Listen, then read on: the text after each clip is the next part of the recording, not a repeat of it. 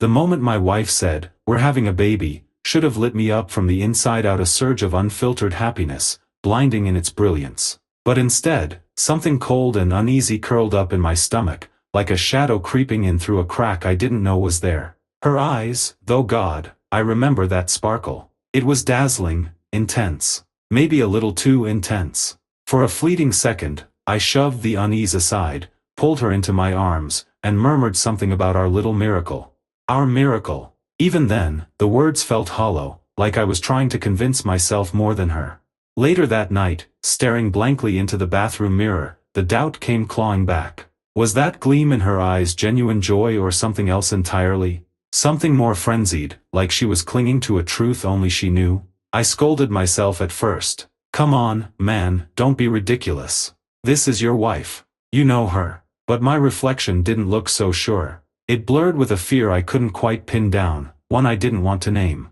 Still, the doubts wouldn't die. They circled, quiet but persistent, fed by little things I kept brushing off. Her pregnancy, what should have brought us closer, somehow pushed us further apart. That warm, familiar closeness we used to share, gone. In its place was this careful, cautious gap. She clung to her phone like it was a lifeline, shielding it from even the most casual glance. I told myself it was just hormones, tried to laugh it off. But deep down, I knew I was lying to myself. That voice in my head, the one that never shouted, only whispered, kept echoing. I'd never known her to lie, not once. But as I started doing the math in my head, something didn't sit right. The due date, cold, clinical, undeniable, landed weeks earlier than we'd both expected. It was just a few weeks, sure, but to me, it felt like the ground shifting under my feet. Could this baby not be mine? The question hit like a punch to the chest, and once it lodged itself in my mind, there was no dislodging it. I had no idea that answer, once it came, would drag me through a kind of darkness I didn't know existed. Doubt, I realized, is like acid. It eats away at everything: trust, peace, sanity, until there's nothing left but a raw, aching pit. It was always there, humming in the background. As her belly grew, so did the oddness in her behavior. She'd once told me everything, even the dullest bits of her day. Now, I got one-word answers. How was your appointment? Fine. How's the baby? Healthy. Her tone clipped, her gaze skittish, never settling on mine for long. And between us, thick and unspoken, sat the weight of something she wasn't saying. The breaking point, that moment when denial finally gave up its last breath, came wrapped in silence and secrets. She'd started slipping out quietly, no heads up, no reason, just ghosting through the door and coming back hours later with this odd little smile that didn't quite reach her eyes. And not once, not a single time, did she ask me to come along. Me, her husband, her partner, the guy who was supposed to be walking this road with her. Why? When I finally called her out, the flicker of surprise in her expression felt like a slap. I didn't want to burden you, she said, like that explained anything. Like the health of our her baby was just some pesky errand I didn't need to worry about. The words landed with a dull thud, empty and brittle. And then those dates flashed again in my mind, the due date, off by weeks. Too early. Too wrong. And suddenly it all clicked, crashing into me like a freight train. What if this baby isn't mine? There's something soul-splitting about suspecting the person you trust most. It's like watching a crack form in a mirror, tiny at first, but then it spreads, crawling out in all directions until the whole thing shatters. That night, sleep didn't just avoid me, it mocked me. I lay in bed staring up at the ceiling, watching it twist and blur under the weight of my spiraling thoughts. No more whispers. No more maybe I'm just imagining things. It was loud now, brutal, urgent. I needed answers. Real ones. Cold ones. So I made the call. Sent the sample. Waited. When the envelope came, it looked so plain. Just a thin, white rectangle. But holding it felt like gripping a live wire. My hands wouldn't stop shaking. Part of me didn't want to open it, still clinging to this pathetic scrap of hope that maybe I'd made a mistake, maybe the numbers were off, maybe this was all in my head. But deep down, I already knew. The moment I tore it open, the sound of the paper ripping felt almost symbolic, like the last threads of who we were being cut clean. 0% match. The words didn't even register at first, just sterile black ink on a blinding white page. But then they started to sink in. Cold. Final. Unforgiving. Not mine. The child was not mine. I couldn't breathe. My chest clenched, and for a second, it felt like the air had been sucked from the room. My knees gave out. I dropped into the nearest chair like I'd been punched in the gut. Your wife cheated. The baby isn't yours. The sentence rang out in my skull, relentless, echoing in a room that suddenly felt way too quiet. Still shaking, I grabbed my phone. My fingers barely worked, but I managed to text her. No, screw that, I needed to look her in the eye. She owed me that much, didn't she? When I got home, she was curled up on the couch, baby in her arms, wearing a smile so calm it made my skin crawl. She looked like the picture of maternal bliss. But all I saw was betrayal wrapped in a blanket.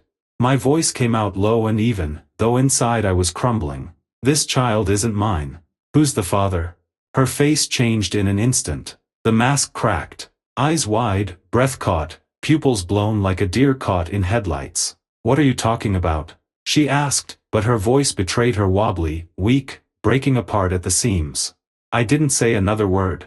Just dropped the DNA report onto the coffee table, loud enough to make her flinch. Game over. Inside me, a storm churned, a violent cocktail of rage, heartbreak, and a sick kind of curiosity I couldn't suppress. Who was the father of this child? And then came the real gut punch. Her eyes darted across the room, refusing to meet mine. Her lips moved, but no sound emerged, like she was rehearsing a script she already knew would fail. I swear there has to be a mistake. Let's do another test. I stared at her. A hollow laugh escaped me, bitter, humorless, dead on arrival. Another one? Or just another chance to stretch the lie a little longer? She got up, pacing like something trapped. The panic, the crocodile tears, the whole performance, I saw right through it. My patience had bled out days ago. I didn't yell. I didn't need to. My voice was low, dangerous, unforgiving. Tell me the truth, now. I laid it all out, another DNA test, security footage, phone records, whatever it took. But if you stay silent, I promise you this will get worse. She froze. Her lips trembled. Her eyes begged, but I gave her nothing. Then she whispered it. Barely a breath, but it hit like an explosion. Your best friend.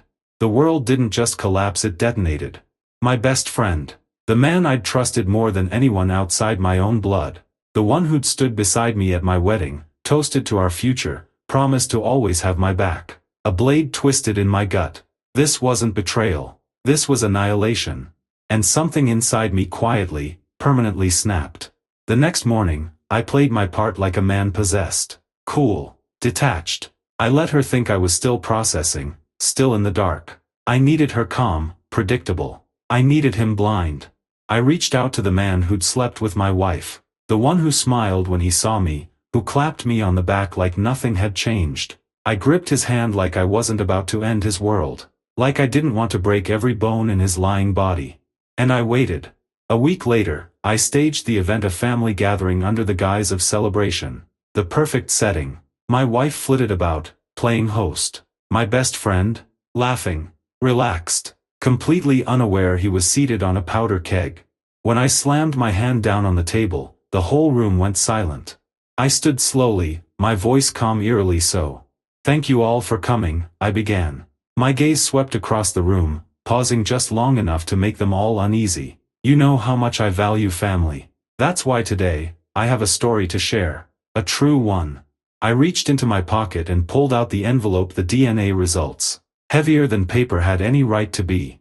A new child should be a moment of joy, I continued, my voice steady, sharp. But not when that joy is born of betrayal. I turned to face her. The blood drained from her face. Her smile died on her lips. This child, I said clearly, letting each word sink in, is not mine. Gasps echoed around me. Faces paled. She didn't move, couldn't. Then I turned to him. And the father. I paused, letting the silence thicken. Is sitting right across from me. His expression shattered, first confusion, then dawning horror. A tremble spread through the room like aftershocks. Eyes turned. Whispers rose. And I stood in the center of it all, calm as a storm's eye. This betrayal, I said coldly, will be remembered. And it will be paid for.